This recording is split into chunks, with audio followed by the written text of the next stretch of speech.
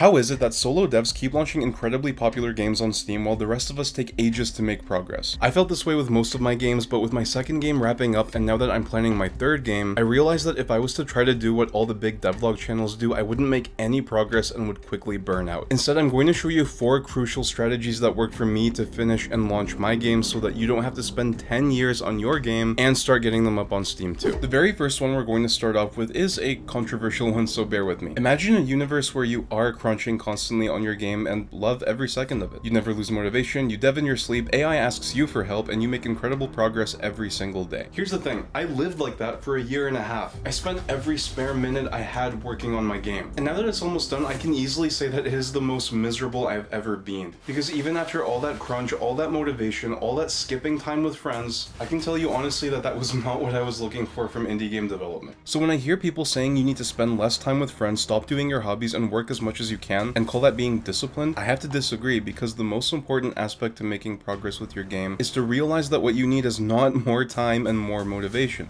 Here's why. The truth is, no matter how disciplined you are, motivation and available time are factors that at the end of the day are outside our control. And that's exactly where the next strategies come in, because they focus on what you can control to finish and launch your game. The first one is a little bit awkward for me to talk about because it has to do with a bad habit that I used to have that I actually thought of as a good quality for a while. But looking back, it just made my games take way longer and turn out way worse than they needed to. For the game I'm preparing to launch, I was really picky about doing everything myself. Specifically, I wanted to do all the animations to make them historically accurate, all the way down to the way medieval people placed their feet when they walked. I definitely got better at animating, but the truth is these animations are still not that good. And the only thing players will comment about the walking, if anything, is that the NPCs look buggy. Instead, if I had just used Mixamo and simplified what I was trying to do, that would have been a whole skill set I didn't have to worry about, and using those actually well-made animations would have made my game that much better. Now, I should say that I totally get why you'd think that using assets is worse than doing everything yourself, and in the grand scheme of things, it's hard to disagree, but to maybe better explain my perspective,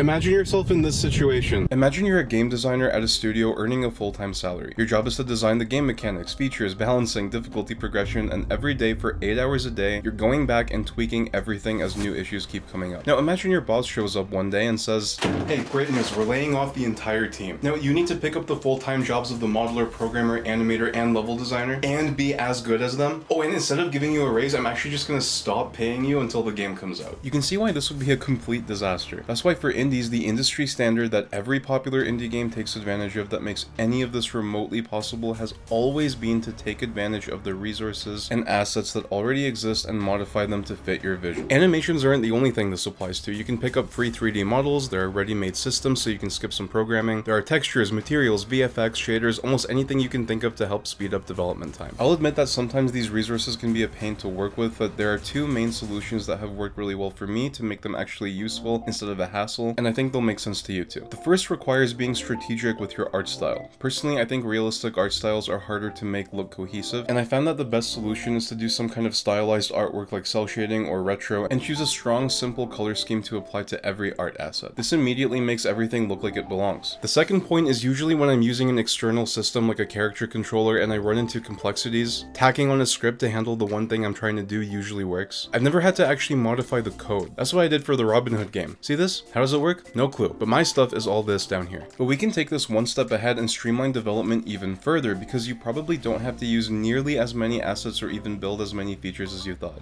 But first, there's something I noticed that I feel the need to address. Recently, when trying to improve my videos, I looked through a bunch of them to see where people click off, and there was one topic that I realized that every time I mentioned, there was a massive dip of people leaving. And I totally get why. They think I'm telling them to stop making their dream game. But in reality, ignoring this will be the biggest thing to hold you back from finishing your game. Okay, let's talk about the thing that nobody wants to hear. When you set out to make your game, you had a pretty good idea of what you wanted to make, but no clue how much time you'll need. For a game to work, it can't just be a game that you want to make, although that is most important. It also has to be a game you can actually finish. But I think the reason people don't like hearing that isn't because they don't want to simplify their games. I think it's because nobody seems to know what a simple game actually means. And at what point is a game so simple that it's no longer worth putting up on Steam? Making your game simpler sounds like making making some silly game you don't care about, but on the flip side, every game worth getting inspired by seems to have been made by big teams over the span of years. But that's not true. Take a look. How did Islanders take only 7 months to make? Superflight had a really short dev time too. Click Holding took only a few weeks, and Dodge King took only 3 months. The secret is not in squeezing as many hours as possible per day into your game. The secret lies in the game's design. Certain features are well known in the game dev industry for being notoriously time consuming. Multiple levels or maps, open world, scripted cutscenes or story events, multiple varied puzzles. There's also a trap of not realizing how complicated adding just one feature can be. If you have a game where you can use multiple weapons, all of a sudden you aren't just creating one additional weapon. You have to build weapon switching, figure out when those weapons should show up in the level. You have to create new animations, and worst of all, you have to polish everything. So what are we supposed to do? Well, to design your game with a strong foundation that everything else will flow from, and keep the complexity super simple so that every hour you pour into the game will have that much more of an impact, the first and most important step is to settle on the one thing that you can do in this game that you can't do in real life, which is also called the game's fantasy. I had a lot of different ideas for my new game, but once I decided on the fantasy of being a Rebel starfighter pilot and make it inspired by that one